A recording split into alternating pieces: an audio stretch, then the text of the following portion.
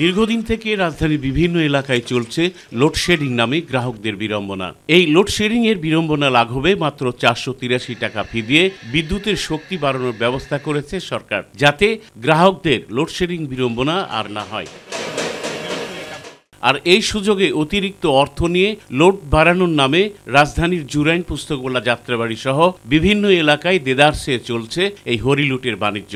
যার কাছে যা পাচ্ছেন তাই লুটে নিচ্ছেন অসৎ কর্মচারীরা, যেন দেখার কেউ নেই। অফিসার বলছে আপনার কিলো বাড়ান রাখবো, আমার তিনি টাকা চাইছে 35,000 টাকা আর কি কন্ট্যাক্ট করছে আর কি। এখন 7 কিলো করিয়া আনতে কয়, টাকা লাগবে 10,000 টাকা দিয়ে 7 কিলো করে নিয়ে আসেন।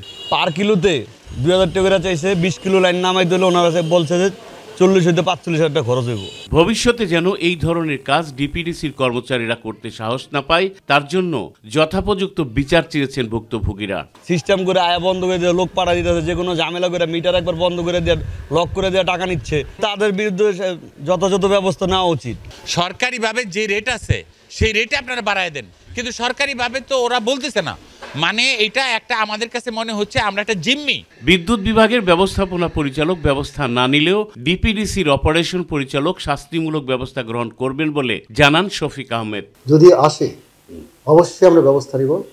হ্যাঁ, প্রয়োজন হলে তাদেরকে চাকরিচ্যুত করা হবে। সমস্যা যে লোড বাড়াতে গিয়ে আমাদের অফিস বা অফিসের লোকজন পয়সা ফেলছে, তাদেরকে রিকোয়েস্ট করবো এই যে আমি আপনাকে কার্ডটা দিচ্ছি, আমার এই নাম্বারটা টিভি স্ক্রলে দিবেন।